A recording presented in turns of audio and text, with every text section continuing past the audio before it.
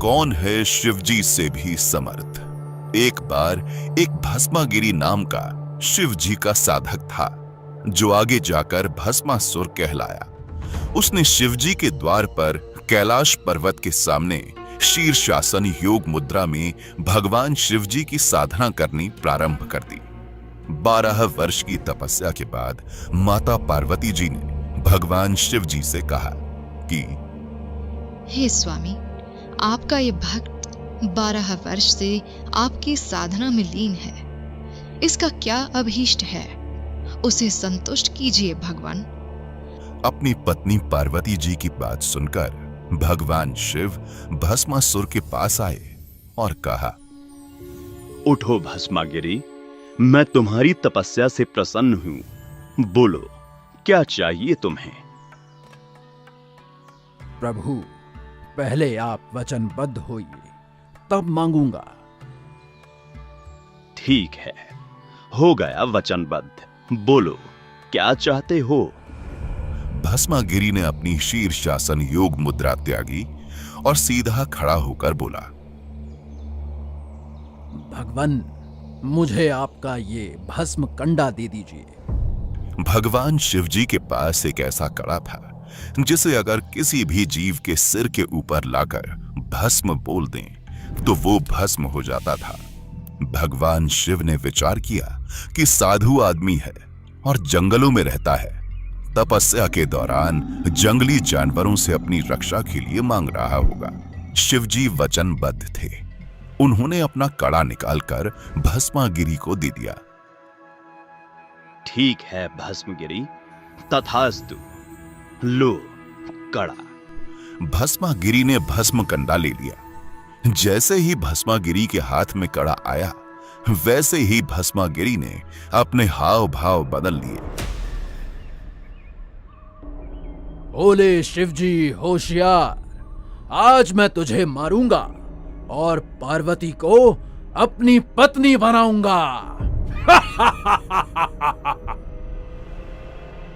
भगवान शिवजी डर गए और अपनी जान बचाने के लिए वहां से भाग निकले। भस्मागिरी भी शिवजी को मारने के लिए उनके पीछे पीछे दौड़ पड़ा। दोनों अपनी पूरी गति से भाग रहे थे। भगवान शिव ने जब देखा कि आज तो मेरी जान जाएगी, तब उन्होंने परमात्मा को याद किया। तब पूर्ण परमेश्वर, सर्व सृष्टि रचनहार कबीर साहिब जी भगवान शिव जी की जान बचाने के लिए आए। कबीर साहिब जी ने माता पार्वती का रूप बनाया और भस्मागिरी के सामने खड़े हो गए और भस्मागिरी को अपनी ओर बुलाया। भस्मागिरी ने सोचा, चलो पहले पार्वती से मिल लेता हूं, शिव तो वैसे भी यहां नहीं आने वाला। कहां भागे जा रहे हो ऋषि जी? रुक जाओ, दो बात कर लो।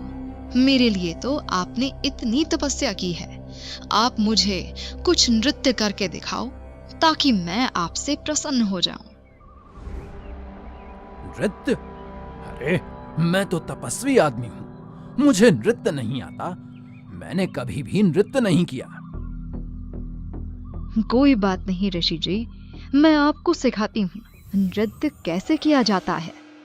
पार्वती रूप में परमात्मा कबीर साहिब नृत्य सिखाने का नाटक करने लगे।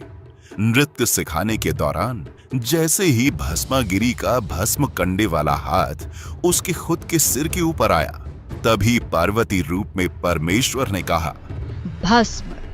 इतना कहते ही भस्मागिरी वहीं भस्म हो गया और कड़ा तथा राख शेष बची।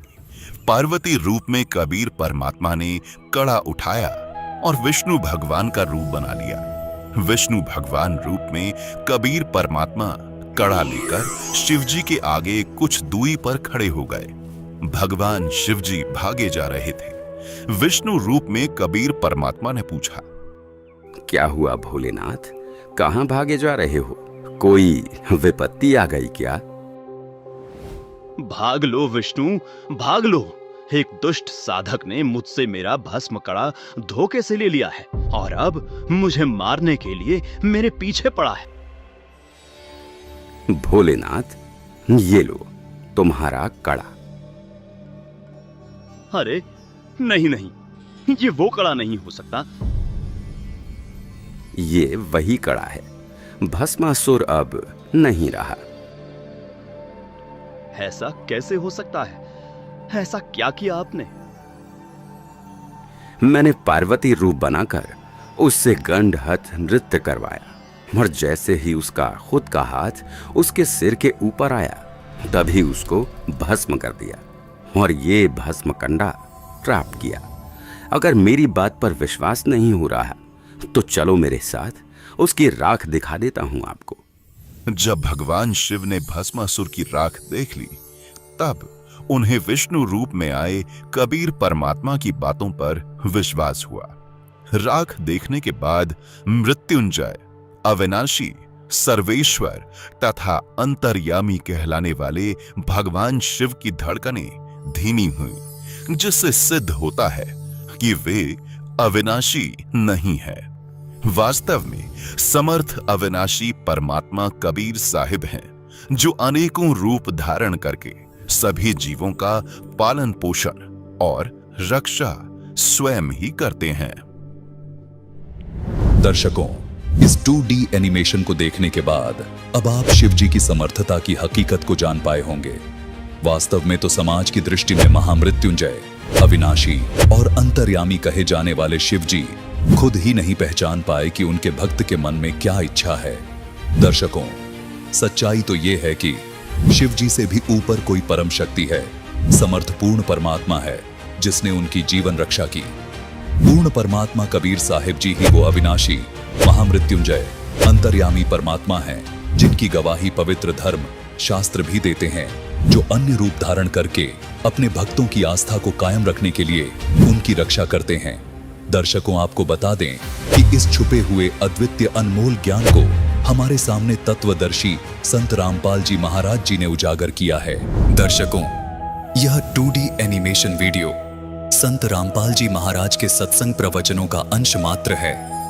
संपूर्ण आध्यात्मिक ज्ञान प्राप्त करने के लिए अवश्य सुनिए संत रामपाल जी महाराज के मंगल प्रवचन। संत रामपाल जी महाराज के मंगल प्रवचन सुनने के लिए आज ही प्ले स्टोर से डाउनलोड करें संत रामपाल जी महाराज ऐप और सब्सक्राइब करें हमारा YouTube चैनल संत रामपाल जी महाराज।